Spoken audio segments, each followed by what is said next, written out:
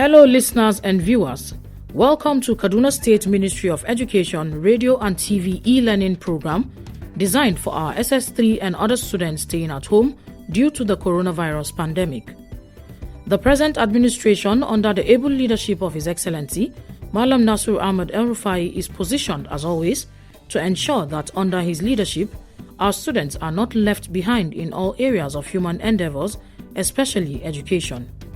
Kaduna State is the center of learning. Therefore, we want to ensure that our students excel in their forthcoming examinations and beyond. Students and other learners at home are given this opportunity in order to continue learning, as education is a continuous process.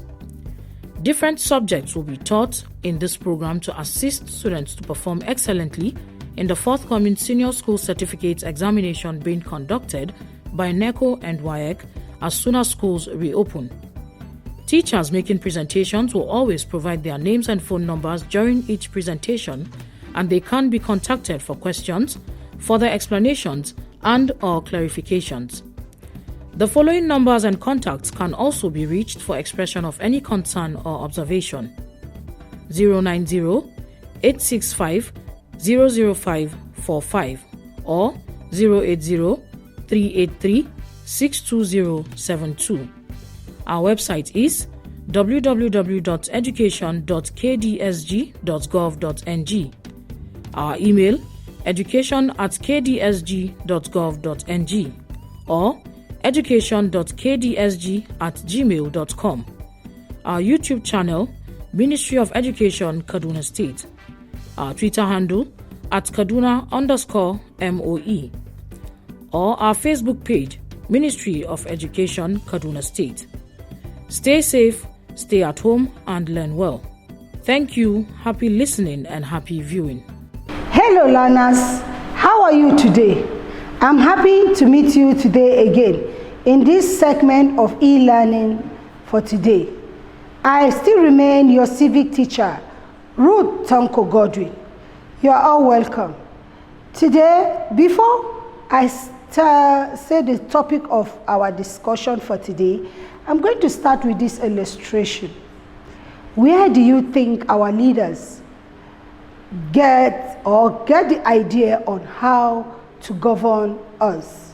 Do you think they just sit down, think, and just do what they want to do? I don't think it is so, and it's not supposed to be so in an ideal situation. Any leader you see supposed to have a guideline on how to govern or lead his people. And those guidelines are known as rules and regulation or constitution. And that is what brings us to our topic of today, which is rule of law. What did I say? Rule of law. You may want to ask, what is the meaning of this rule of law? What do we mean by rule of law? According to a renowned scholar, which is known as A.V. Dicey, in 1885, he defined rule of law as the authority and influence of law in society. This concept or principle was developed by this professor. Let me take it again. According to the professor, he said, rule of law is the authority and influence of law in society. You can also see it as the rule of law is a situation where the law rules all the citizens who are equal before it. It represents the supremacy of the law. The law is not a respecter of any persons or states. Did you hear that? So even the leader, the law is not a respecter of the leader. The leader is there to implement the law. So rule of law in a layman language will say it is a situation whereby the leaders or the government rule the people according to the constitution of the land, not according to how they feel. That is what we mean by rule of law. Now, in following the rule of law, we have certain principles that we must follow. If those principles are shown, if that government of the land is showing such characteristics, then we will say rule of law is followed in that society. Let's look at the principle. We have three main principles of rule of law. Let's take one. One of the principles of the rule of law is equality before the law. What did I say? Equality before the law. What does the equality before the law means? This principle says everyone is equal and should be seen as such. This principle implies that nobody is above the law. The law is supreme and must be respected and obeyed by all leaders or subordinates. It means that whether you are a leader, whether you are a subordinate, whosoever you are, whether you are strong or weak, whether you are rich or poor, whether you are young or old, the law is not a respecter of anyone. The law is more than you. It is supreme and it has to be followed. What applies to the master goes to the servant. And that leads us to our proverb that they said, what is good for the goose is good for the gander. If you are to follow the principle of rule of law, everybody must follow the rule, must follow the law. Whatsoever that is given to the master should be also be given to the subordinate. Whatsoever treatment is given to the master is also given to the subordinate. And that is why we said what is good for the goose is good for the gander. That is one of the principles of the rule of law. Now, the second one we are going to look at is the principle of impartiality. What did I say? The principle of impartiality. What do we mean by that principle? This is a principle of justice, holding that decisions should be based on objectivity criteria. What does that mean? An accused should be treated as innocent until he is found guilty by the law court. What does that mean? If a person is suspected to commit an offense, he should not be treated as guilty until he is arraigned before the court and he is found beyond reasonable doubt that he is guilty before he will be treated as somebody who is guilty or somebody that has committed a crime. If not so, he should be seen as innocent. There should be no partiality. You don't just look at a person just because you hate his face, just because you hate his class or who he is, and you want to criminalize the person or convict the person without proving how guilty that person is. That is the principle of impartiality. And in this principle, he said all people should be tried in the same court, regardless of their gender, their class, their color, and their background. If the president is tried in a particular court, you as a common man, you will be tried in that court too. When that is followed, we say we are following the principle of impartiality, because all are equal before the law and there is no preferential treatment. When that is followed, we will say we are following the principle of rule of law. The third principle is what we call fundamental human right. What did I say? Fundamental human rights. What is fundamental human right? This is the basic right and freedom that belongs to every person in the world. This principle says every person is entitled to his or her fundamental right, which no government or person can deny him or her of those rights. Such rights are the God-given rights. Such rights you have by the virtue of the fact that you are a human being. Either you are rich, either you are poor, either you are weak, either you are strong, or you are a male or female, black or white, or whatsoever, as far as you are a human being. For the virtue of the fact that you are a human being, you possess such right because it is your God-given right. Example of such right is right to life, freedom of speech or opinion, right to private life and own properties, freedom of religion and association, right to fair hearing, freedom of press and movement, and so on and so forth. Such rights are your God-given right, and no government, no person will take that right from you except otherwise. Now, when any government is allowing its citizens to enjoy such type of right, we will say they are following this principle of fundamental right, which is the principle of rule of law. My learners, you may ask, why are we insisting that every government should follow this rule of law? Why is it so? Yes, the reason why we should follow this principle is because of some benefits that can be derived from following this principle of rule of law or practicing this rule of law. And this benefit will be enjoyed by everyone, even whether either you are a leader or a subordinate.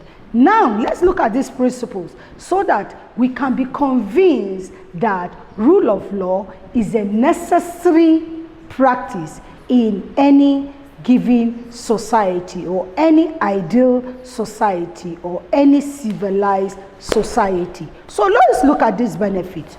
Number one, when principle of rule of law is followed, it will prevent oppression, tyranny, and autocracy. It will prevent oppression. That is, the government or the leaders will not oppress the people.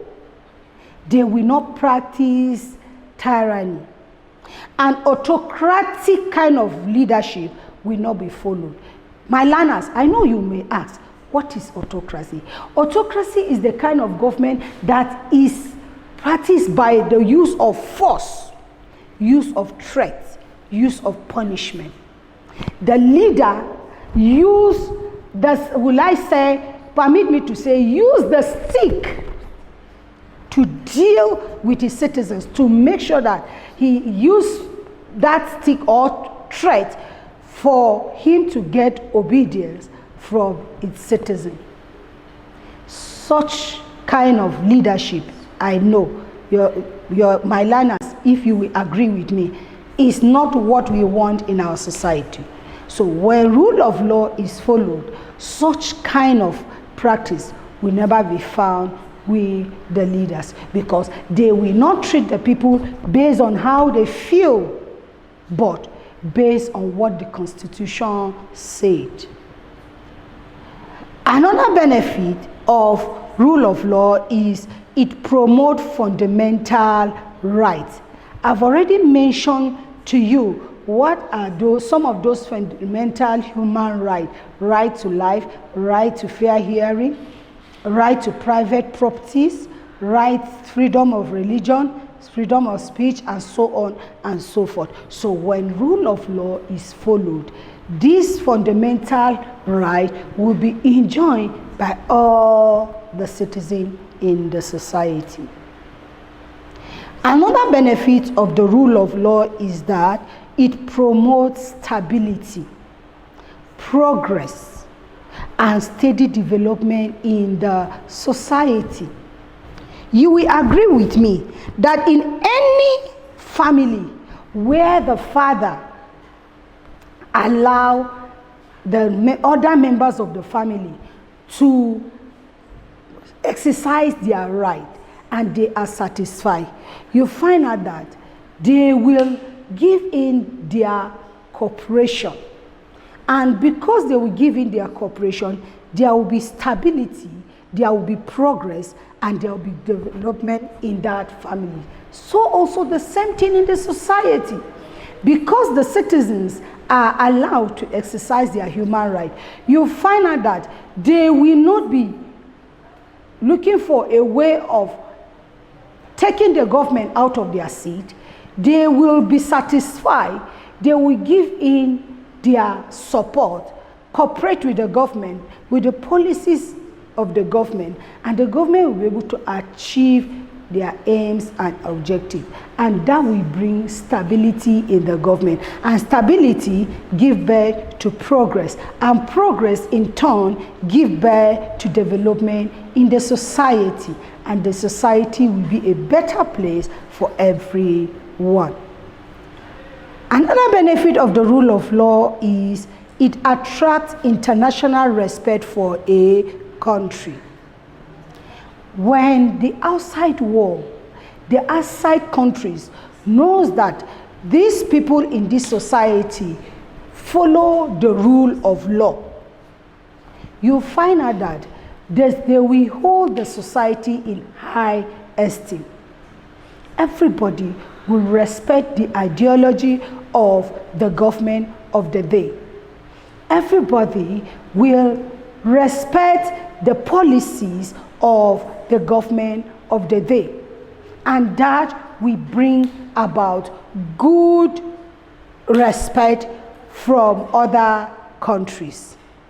And when that happens, my learners, do you know what will happen next? It will give birth to investment, which takes us to the next point, which says it attracts investment, which in turn bring about employment and income. When everybody knows that your country, there is stability in your country, there is development in your country, there is progress, everybody is happy in that country. When they know that even they themselves from outside come, their own human right will be protected, it will attract investors. Everyone will want to come to your country to invest. Everyone will want to have business to do with your country. And if that is done, guess what? What will happen? It will bring about a lot of industries, which will make your citizens to have jobs. Employment will be there. And when there is employment, business activities is carried out in your society. It will bring about income. Income will, at the end, bring about savings. And the savings will in turn bring about positive development in your society. So you see, rule of law is a necessary practice in a society because it will be for the good of everyone in the society. We also have another benefit which brings about, promotes the doctrine of separation of power among organs of government. When rule of law is followed in any organization, especially like, let me give example of our society. We have 3 organs of government, which is the executive, the judiciary, and the legislatures. If rule of law is followed, all these 3 organs of government will know their jurisdiction, will know their limitation, and they will all function within their jurisdiction and within their limitation, and everybody will respect its own limitation, and all will be fine. There will be separation of power. Instead of crisis between them, They will serve as watchdog of one another, and all will function well. No one will want to be found wanting, because the rule of law in that society is followed.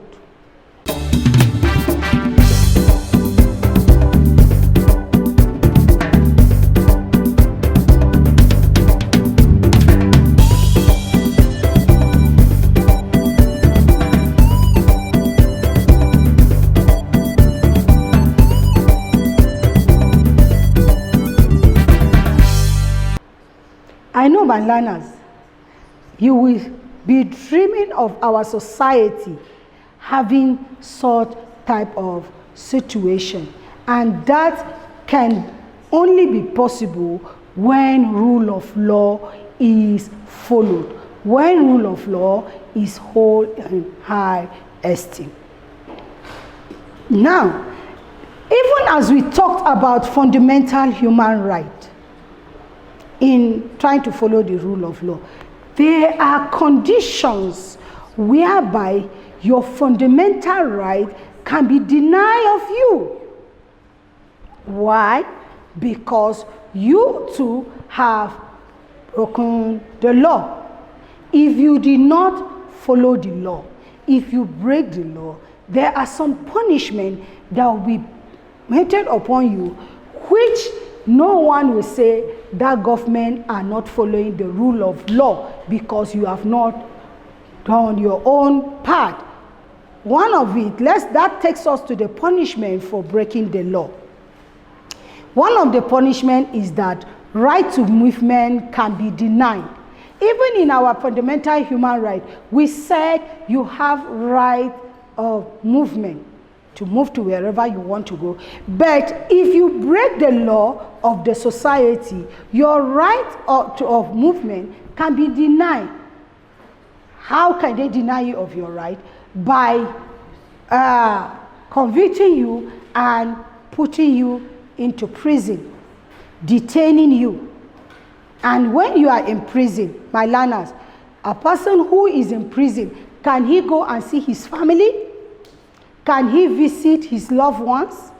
Can he have a business doing? No. So when that happens, you will not say your right is denied because you yourself has broken the law.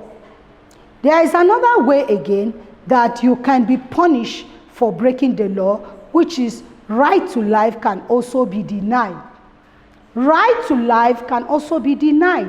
Despite the fact that in our fundamental human right, we mention that you have the right to life.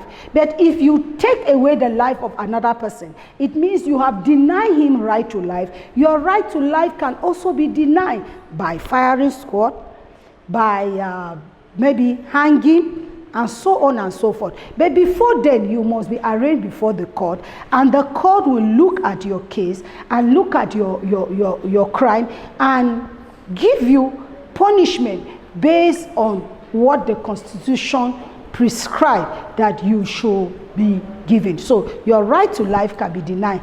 That does not mean that your fundamental right has been denied because you deserve it. Another way you can be punished is service may be denied, especially when the means are vandalized. You know, government puts so many services in place, public services in place, like the utilities we enjoy, water, light, and so on and so forth. But when the people that are supposed to enjoy such services vandalize those things, government may decide to deny them of it, maybe for some time, so as to make them realize their mistake. You will not say government have denied you your fundamental rights because you too have not played your part. Another punishment is sanction of individual or group of people. We said you have the life to your private property, private practice, and so on and so forth. But you can be sanctioned not to do that because of breaking the law. You can be a doctor and your license will be seized. You can be a lawyer, your license will be seized. You cannot practice. They can even send you on exile out of your country. You see, you have the right to live in your country, enjoy your country. But because of some certain offenses that you must have committed, such punishment can be meted to you. It will sanction you that you cannot practice, or you will be out of where you are supposed to be.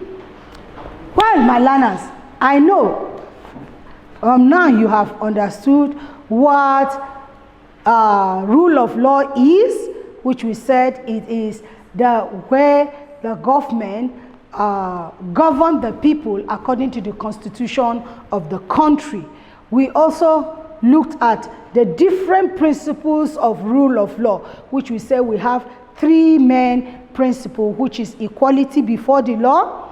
We said principle of impartiality.